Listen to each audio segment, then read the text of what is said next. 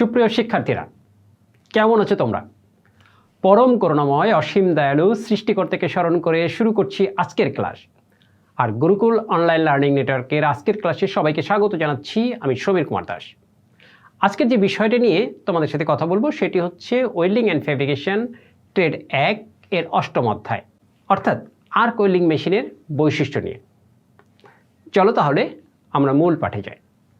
মূল পাঠে যাওয়ার আগে আমরা যে জিনিসটি দেখে নেব সেটি হচ্ছে আজকের ক্লাসের শিখন ফল, অর্থাৎ কি কি জিনিস আমরা আজকের এই ক্লাসটি শেষ করে শিখব।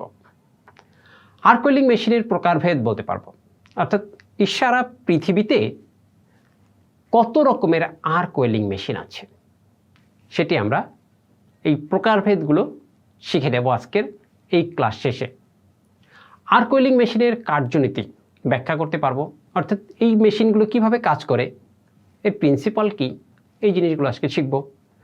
আর্ক ওয়েল্ডিং মেশিনের ব্যবহার বর্ণনা করতে পারবো, অর্থাৎ এই মেশিনগুলো কোন মেশিন কোন জায়গায় ব্যবহার করা হয় এটি আমরা বর্ণনা করতে পারবো। ডিসি জেনারেটর কি তা বর্ণনা করতে পারবো। রেকটিফায়ার কি তা বর্ণনা করতে পারবো। তাহলে চলো আমরা মূল পাঠে যাই। প্রথমে আমরা যে বিষয়টি জানবো বা শিখবো সেটি হচ্ছে আর্ক ওয়েল্ডিং মেশিনের প্রকারভেদ। How many kinds of arc welding machine? Arc welding machine কত প্রকার? বিদ্যুৎ ব্যবহারের দিক থেকে ওয়েল্ডিং মেশিনকে দুই ভাগে ভাগ করা যায়।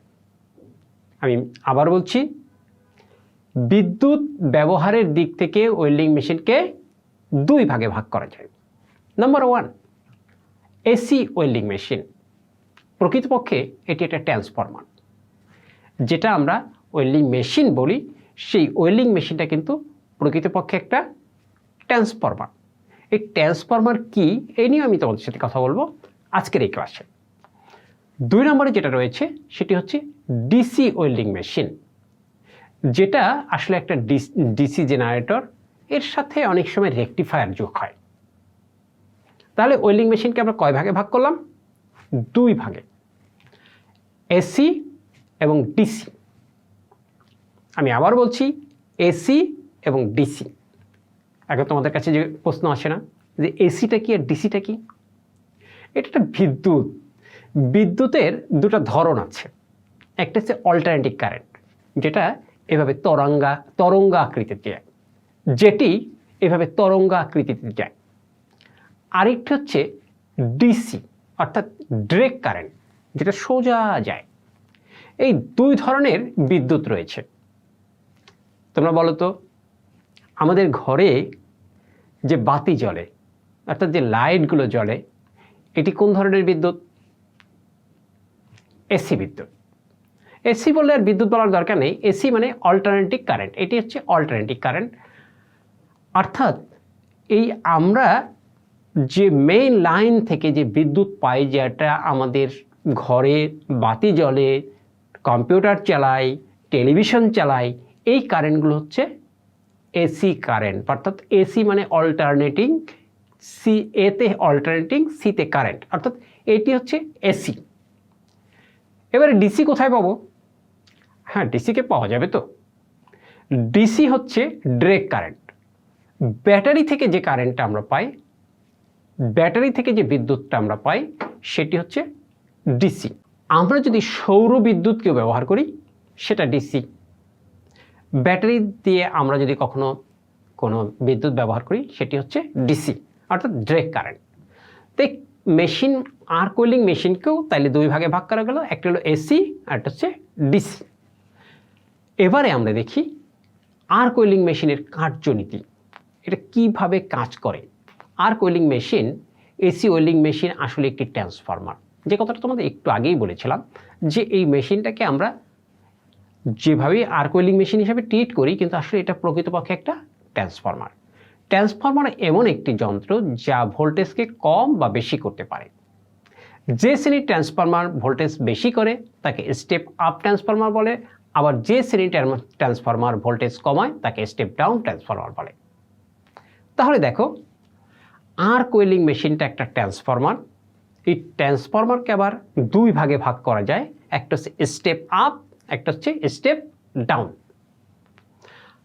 স্টেপ আপ ট্রান্সফরমারের কাজ হচ্ছে লো ভোল্টেজ থেকে হাই ভোল্টেজে রূপান্তর করা। এখন এইটা কোথায় দরকার পড়ে?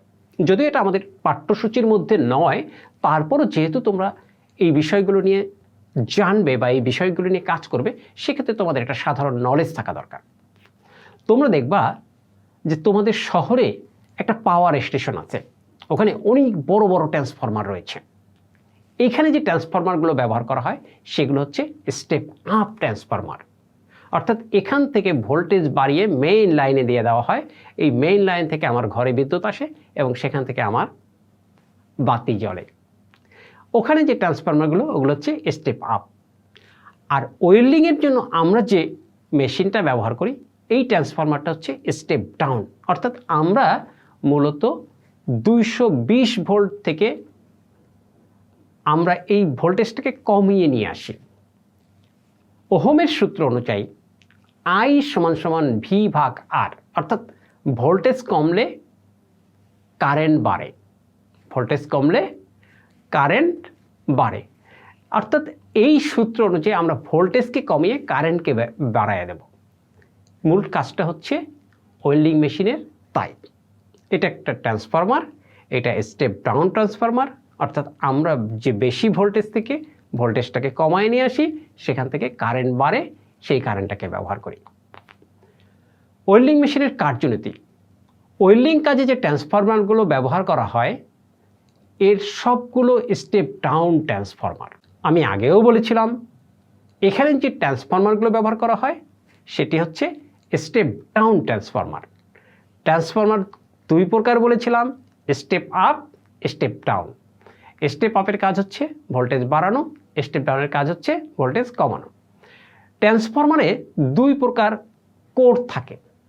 কয় প্রকার কোর থাকে? দুই প্রকার।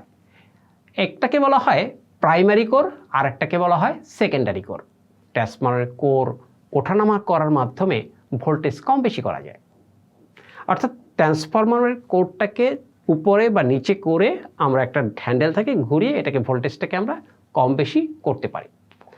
ট্রান্সফরমারের কোরকে বায়ু অথবা তেলে ঠান্ডা করা হয়। এই জন্য ওয়েল্ডিং মেশিনগুলো, আগের যে মেশিনগুলো সেগুলোতে তেল দিয়ে ভরা থাকতো, এগুলোকে তেলে ঠান্ডা করা হয়। ওয়েল্ডিং ট্রান্সফরমারের ওপেন সার্কিট ভোল্টেজ 70 থেকে 100 ভোল্ট এবং কারেন্ট হচ্ছে 150 থেকে 900 অ্যাম্পিয়ার সরবরাহ করতে পারে। এটি কিন্তু খুবই গুরুত্বপূর্ণ, এই জিনিসটা আমাদেরকে জেনে রাখা দরকার। ওয়েল্ডিং, বিশেষ করে এসি ওয়েল্ডিং মেশিনের ওপেন সার্কিট ভোল্টেজ হচ্ছে 70 থেকে 100। এই প্রশ্নটা কিন্তু অনেক সময় তোমাদের পরীক্ষা থাকে। ওপেন সার্কিট ভোল্টেজ কত? এসি ওয়েল্ডিং মেশিনের ওপেন সার্কিট ভোল্টেজ হচ্ছে 70 থেকে 100, আর এর কারেন্ট হচ্ছে 150 থেকে 900 অ্যাম্পিয়ার। তাহলে আমরা দেখি ডিসি জেনারেটরটা কি। ডিসি মানে হচ্ছে ডিরেক্ট কারেন্ট, আর জেনারেটর, আচ্ছা, ডিসি জেনারেটর একটি বৈদ্যুতিক মোটর একই শ্যাফটে জেনারেটরের আর্মেচারের সাথে যুক্ত থাকে। কোথায় যুক্ত থাকে? জেনারেটরের আর্মেচারের সাথে। বৈদ্যুতিক মোটরটিকে বিদ্যুৎ শক্তিতে ঘোরানো হয় এবং একই শ্যাফটে থাকার কারণে জেনারেটরের আর্মেচারও ঘোরে, ফলে বিদ্যুৎ মানে তড়িৎ চালক বল উৎপন্ন হয়। তাহলে আমরা ডিসি জেনারেটর শিখে গেলাম, ডিসি জেনারেটর কি জেনে গেলাম। এরপরে আসি এই শ্রেণীর মেশিনের ওপেন সার্কিট ভোল্টেজ কত থাকে। এই ডিসি জেনারেটরের বা ডিসি ওয়েল্ডিং মেশিনের ওপেন সার্কিট ভোল্টেজ থাকে 40 থেকে 60 ভোল্ট। এসিতে বলেছিলাম 70 থেকে 100, ডিসিতে কত? 40 থেকে 60। বিষয়টি কিন্তু ভালোভাবে খেয়াল করতে হবে। ডিসিতে কারেন্ট কত থাকে? 150 থেকে 900 অ্যাম্পিয়ার, অর্থাৎ এসির সাথে ডিসির কারেন্টের একটা জায়গায় মিল আছে, কিন্তু ওপেন সার্কিট ভোল্টেজটা কিন্তু আলাদা আলাদা। খেয়াল করেছ তোমরা? প্রিয় শিক্ষার্থীরা, একটি জিনিস মনে রাখতে হবে, শুধু বেশি বেশি বই পড়লেই হবে না, সাথে কিছু টেকনোলজি অবলম্বন করতে হবে। যে জায়গাগুলো বেশি ইম্পর্টেন্ট সেইগুলোকে মনে রাখতে হবে। মেশিনের গায়ে একটি হ্যান্ডেল বা চাকা থাকে যা ঘুরিয়ে কারেন্ট কম বেশি করা যায়। যে স্থানে বিদ্যুৎ শক্তির সরবরাহ নেই তথা ইঞ্জিন চালিত জেনারেটর সেট ব্যবহার করা হয়। অর্থাৎ এই ডিসি জেনারেটরের সুবিধা হচ্ছে বিদ্যুৎ না থাকলেও এটি ব্যবহারের সুযোগ রয়েছে। এরপর যে আমরা একটা জিনিস শিখব সেটা হচ্ছে রেকটিফায়ার। রেকটিফায়ারটা কি? এটা হচ্ছে রেকটিফাই করে। কাকে রেকটিফাই করে? বিদ্যুৎকে। কিভাবে করে? আমরা যদি এসি সরবরাহ করি, ও আমার প্রয়োজন অনুযায়ী ও আমাকে ডিসি মানে এসিকে ট্রান্সফার করে ডিসিতে রূপান্তরিত করে দেবে। রেকটিফায়ারের কাজ হলো ট্রান্সফরমার হতে এসিকে কাজের জন্য সরবরাহ করার পূর্বে ডিসিতে পরিবর্তন করা। অর্থাৎ এসি মানে অল্টারনেটিভ কারেন্টকে আমার কাজ করার সুবিধার্থে ডিসি মানে ডিরেক্ট কারেন্টে পরিবর্তন করে দেওয়াই হচ্ছে রেকটিফায়ারের কাজ। অর্থাৎ সে রেকটিফাই করে দিল। ক্লিয়ার? রেকটিফায়ারের কাজ কি এটি কিন্তু তোমাদের পরীক্ষায় প্রায়শই আসে, যে কারণে এই প্রশ্নটাকে একটু দারুণভাবে মনোযোগ দিয়ে শিখতে হবে। ট্রান্সফরমার, যেখানে বিদ্যুৎ সরবরাহ আছে, ট্রান্সফরমার সম্পর্কে একটু আগে কথা বলেছি, তারপরও আমরা এই ওয়েল্ডিং মেশিনের ব্যবহার যখনই আসবে তখন ট্রান্সফরমার নিয়ে আমাদেরকে কথা বলতেই হবে। ট্রান্সফরমার হচ্ছে যেখানে বিদ্যুৎ সরবরাহ আছে সেখানে এটি ব্যবহার করা যায়। অর্থাৎ ট্রান্সফরমার ব্যবহার করতে হলে আমাকে বিদ্যুৎ থাকতে হবে, শুধু ফ্লাক্স কোটেড ইলেকট্রোড এই মেশিনে ব্যবহার করতে হয়। এই ট্রান্সফরমার দিয়ে যদি আমি ওয়েল্ডিং করি, অর্থাৎ ওয়েল্ডিং মেশিন হিসেবে যদি আমরা ট্রান্সফরমারকে ব্যবহার করি, তাহলে শুধুমাত্র একটা ইলেকট্রোড ব্যবহার করতে পারবো, flux coated electrode. Flux coated হচ্ছে যে ইলেকট্রোডের গায়ের উপরে ফ্লাক্সের আবরণ দেওয়া থাকে, মানে ফ্লাক্সের আবরণ দিয়ে একটা কোটেড তৈরি করা হয়, এইটা হচ্ছে ফ্লাক্স কোটেড ইলেকট্রোড। এই শুধুমাত্র এই একটা ইলেকট্রোড এই মেশিনে ব্যবহার করা যাবে। এই মেশিনে পোলারিটি রক্ষা করার কোনো প্রয়োজন নেই, কারণ এসি ট্রান্সফরমারে পোলারিটি নেই। যখন আমরা এসি দিয়ে ওয়েল্ডিং করব তখন পোলারিটির কথা চিন্তা করার কোনো দরকার নেই, কারণ এখানে পোলারিটি রক্ষা করার দরকার নেই, মানে পোলারিটি নেই। তো এই পোলারিটি কোথায় আছে? ওয়েল্ডিংয়ের পোলারিটির কথা যদি চিন্তা করি, সেটা হচ্ছে ডিসির ক্ষেত্রে, অর্থাৎ ডিরেক্ট কারেন্টের ক্ষেত্রে আমরা এই পোলারিটির কথা চিন্তা করব। এসিতে পোলারিটি নেই। তাহলে ট্রান্সফরমার আমরা দেখে গেলাম, শিখে গেলাম, পাশে একটা ছবি আছে, চেহারাটাও বুঝে নিলাম। আর্ক ওয়েল্ডিং মেশিনের আরেকটা যে জিনিস খুব ইম্পর্টেন্ট সেটা হচ্ছে ডিসি জেনারেটর, অর্থাৎ ডিরেক্ট কারেন্ট জেনারেটর। বিদ্যুৎ মোটর অথবা ইঞ্জিনের সাহায্যে একে চালানো যায়, সুতরাং যেখানে বিদ্যুৎ নেই সেখানে এই ব্যবস্থা উপযুক্ত। এই ডিসি যখন ব্যবহার করব তখন সেখানে বিদ্যুৎ থাকতে হবে এমন কোনো বাধ্যবাধকতা নেই। থাকলে ভালো, না থাকলে আরও ভালো। না থাকলেও আমরা এই মেশিন চালাতে পারবো। সব ধরনের ইলেকট্রোড দিয়ে ওয়েল্ডিং করতে হলে এই মেশিন ব্যবহার করা যাবে। অর্থাৎ আমরা সব ধরনের ইলেকট্রোড যদি ব্যবহার করতে চাই তাহলে এই ডিসির কথা চিন্তা করতে হবে। পোলারিটি ঠিক রেখে কাজ করার প্রয়োজন হলে এই মেশিন সেখানে ব্যবহার করা হয়, কারণ এতে পোলারিটি ঠিক রাখা যায়। অর্থাৎ এইবারে আসি আসল কথায়, পোলারিটি যদি মেনটেন করতে হয় তাহলে আমাকে কোন মেশিন ব্যবহার করতে হবে? DC generator. অর্থাৎ ডিসির ক্ষেত্রে পোলারিটি রয়েছে, এখানে পোলারিটি মেনটেন করে আমাদের কি করতে হবে? কাজ করতে হবে। অর্থাৎ আমাদের সংযোগটা পোলারিটি অনুযায়ী আমরা দিতে পারবো, যেটা এসির ক্ষেত্রে সম্ভব ছিল না। আমরা এই ক্লাসের শেষ পর্যায়ে চলে এসেছি। শেষ পর্যায়ে চলে আসার আগে আমি তোমাদেরকে কিছু টিপস দেব, যেগুলো খুবই গুরুত্বপূর্ণ। সেটি হচ্ছে এই অধ্যায়ের সবচেয়ে গুরুত্বপূর্ণ প্রশ্নগুলোকে এক জায়গায় আমি নিয়ে এসেছি, এগুলো নিয়ে একটু আলোচনা করব। বলতে এতক্ষণ আলোচনা করে ফেলেছি, তারপরে তোমাদেরকে একটু আবার নতুন করে ঝালাই করে নেব। এসি ওয়েল্ডিং মেশিনগুলো কোন শ্রেণীর transformer? Very very important question of this topics. এই টপিক্সের সবচেয়ে বেশি ইম্পর্ট্যান্ট বা খুবই গুরুত্বপূর্ণ প্রশ্ন হচ্ছে এটি। বলো তো। ধন্যবাদ তোমাদেরকে যারা এতক্ষণেই বলে ফেলেছ এটি একটি স্টেপ ডাউন ট্রান্সফরমার। আমরা যারা শহর এলাকায় বসবাস করি তারা মাঝে মাঝে বিকট শব্দে আতঙ্কিত হয়ে যায়। কেউ কেউ বলে ট্রান্সফরমার বাস্ট হয়ে গেছে।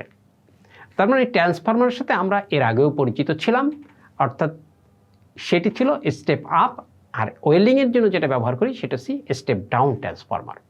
Welding transformer open circuit voltage সাধারণত কত হয়? যখনই ট্রান্সফরমারের কথা আসবে তখনই কিন্তু এসির কথা চিন্তা করতে হবে। আমি আবারও বলছি, যখনই ট্রান্সফরমারের কথা আসবে তখনই কিন্তু এসির কথা চিন্তা করতে হবে, আর যখনই জেনারেটরের কথা আসবে তখনই আমরা ডিসির কথা চিন্তা করব। তার মানে ওয়েল্ডিং ট্রান্সফরমারের ওপেন সার্কিট ভোল্টেজ কত হয়? এটি কিন্তু খুবই গুরুত্বপূর্ণ প্রশ্ন, 1 মার্কের একটা প্রশ্ন, প্রায়শই পরীক্ষায় আসে। বলো তো এটি কত হয়? ধন্যবাদ তোমাদেরকে, এতক্ষণে যারা বলে ফেলেছ 70 থেকে 100। আমরা যখন এই বিষয়টি পড়েছিলাম বা এই টপিক্সটা পড়েছিলাম তখন কিন্তু তোমাদের এই জায়গাটা একটু নক করেছিলাম যে এটি খুবই গুরুত্বপূর্ণ। অর্থাৎ এসির ওপেন সার্কিট ভোল্টেজ বা ট্রান্সফরমারের ওপেন সার্কিট ভোল্টেজটা হচ্ছে 70 থেকে 100। এবারে আসি, একটি ডিসি ওয়েল্ডিং মেশিনের ওপেন সার্কিট ভোল্টেজ কত হয়? মনে আছে কি? 40 থেকে 60। ধন্যবাদ তোমাদেরকে যারা 40 থেকে 60 বলে ফেলেছ। কোথায় কোন শ্রেণীর ওয়েল্ডিং মেশিন ব্যবহৃত হয়?